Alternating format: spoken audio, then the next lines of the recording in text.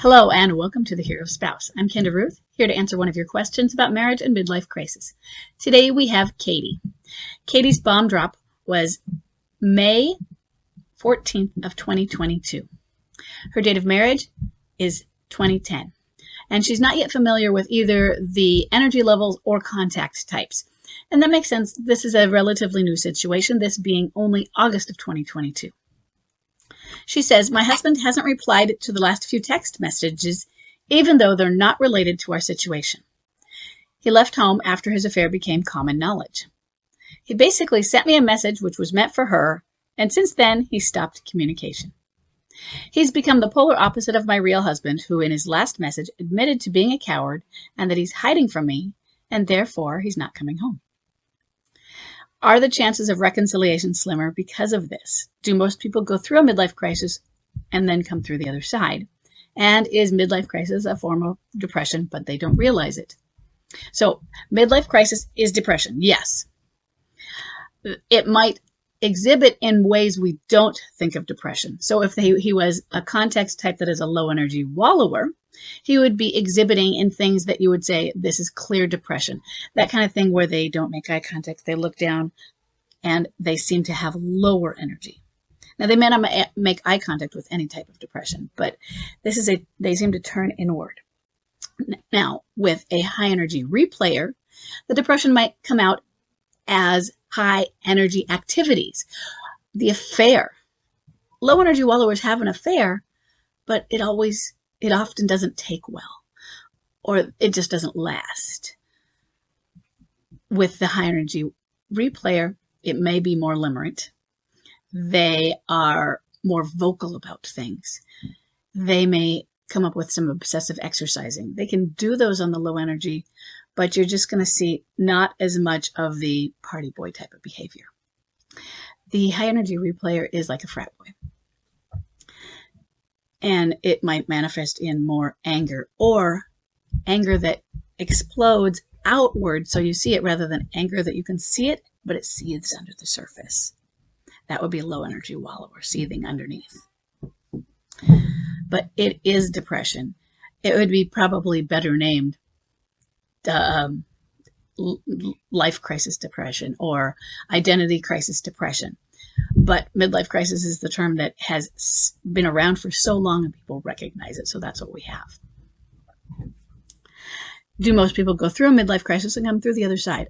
I personally believe they do come through the other side, but how do they come through the other side? And I don't mean by what method, but I mean, do they come through better, worse, the same? And that does vary. It's not always a fairy tale exit and coming through of the other side of having realized everything, but we get those too. My husband came through the person he was. He's like he was before. There are things better. The advantages is he recognizes those vulnerabilities. We both know that he had a vulnerability to an affair, and he's now had the experience of the negative aspects of an affair. So we're never guaranteed. None of us are guaranteed that, our spouse won't cheat, all of those things. But I think it is a better protector now because he knows the terrible consequences he had to go through during it and what he caused, the pain he caused everybody. So I think that does make a difference.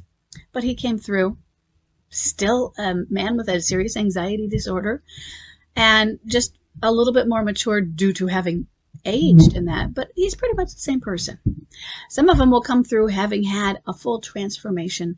They become a different person and they change their career, and their career change, it wasn't they just got a new job, but it transforms who they are.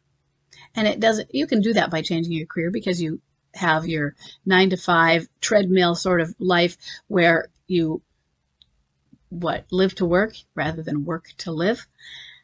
And maybe that other personality was really there, but they weren't able to bring that personality out due to all the duties and burdens they were being encumbered with life. So I can't tell you what he's going to come through like. And then there are those that get stuck. There are those that after 20, 25 years, they're still with the alienated and they're cranky codgers. I don't really say this is a midlife crisis now. I say they're cranky codgers. They got stuck in their whatever, But I don't think it's fair to say midlife crisis, but yeah, they got stuck. We get some who go full psychotic and fall down the pit. They probably had higher levels of trauma in their upbringing. But for the most part, yes, most will come through the other side. Does that mean they come through the other side wanting to reconcile or willing to reconcile? It doesn't. For those who are clinging boomerangs, which is a close contactor type, oftentimes, not always, that it might be up to you, the left behind spouse, whether you reconcile in the end. In the beginning now, they're like saying, oh, I'm out of here. It's, you think you don't get a choice. But in the end, they might want to reconcile or wish they could. And the choice really is the left behind spouses. And oftentimes the left behind spouse has already chosen no, even those who stood for a while. So your other question was, are the chances of reconciliation slimmer because of this? What you don't know yet is the question you're really asking are, given the basic midlife crisis description I have given you above, does that make reconciliation slimmer? Given that I deal with all of my cases are midlife crisis, no, because you have described some textbook pieces of midlife crisis. Now, does it make it slimmer than somebody who's not in a midlife crisis, who's having an affair? Depends on the levels of affair, it might. But dealing in a midlife crisis context, and since that's what I deal with, no. He's become the polar opposite. That's MLC. They choose somebody who is possibly the polar opposite of us, or during the crisis, that person is our opposite.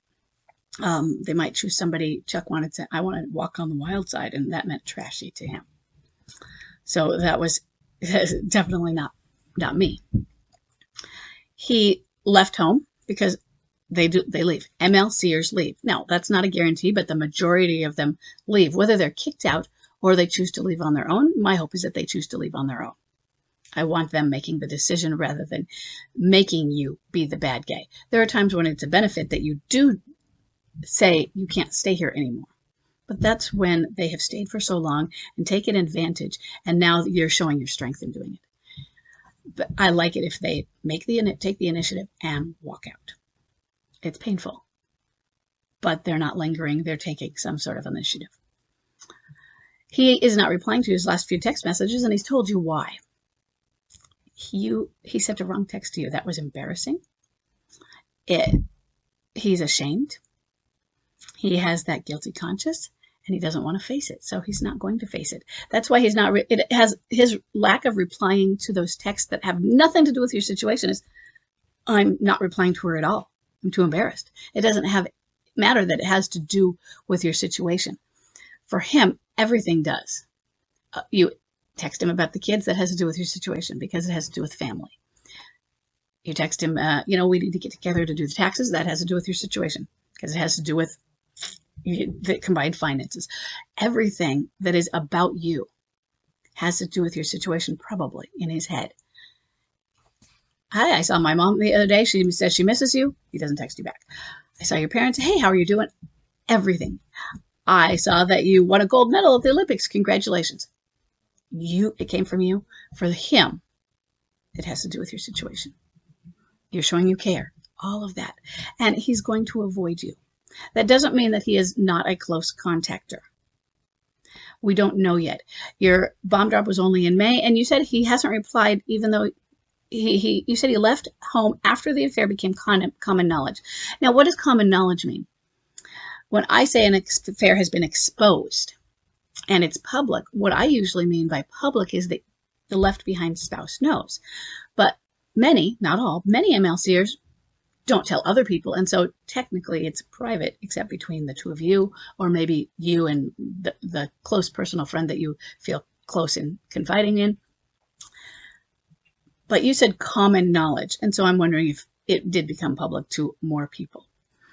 And had you found out about the affair before that?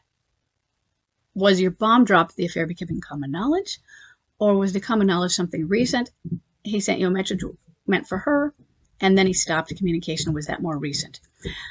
I'm curious then as to what his communication was like prior to that, between bomb drop and common knowledge, it becoming common knowledge, if those two weren't simultaneous. Did he text regularly? Did he, any form of communication really? call, visit, text, might have a clue to what type of contactor he is willing to be, and he can change. In the first 6 months to a year, the contact type is more fluid, because when people first typically break up, it doesn't sound right because it's one person breaking up. Contact is going to be more frequent and ragged because they may try to get back together. And they will settle into the new fantasy life, and we'll find out if they're going to be a distant contactor or a close contactor. But in the beginning, they seem close anyway. But I'm still curious. If they're a clinging boomerang, oftentimes the levels of neediness expressed will maintain throughout, and so we can tell they're going to be clinging. But basically, you don't have a slimmer chance of reconciliation. The better chances of reconciliation are going to come if he is a clinging boomerang. That also has additional challenges because they're sending you mixed messages. They cycle more. They're more confused. You're more confused. Detachment may be more difficult for you. But if you can get a hold of that, yes, the chances are better. Clinging boomerangs are the ones who don't want a divorce. Yes, they say they do. They may not be aware of it, but they continue to cling to you. They come around you more often. And they don't just come around you to monster, although they do that as well. But sometimes they come around you to lean on you or just hang out. I hope all of this was helpful. Let me know if you have any more questions, and I'll see everybody in the next question.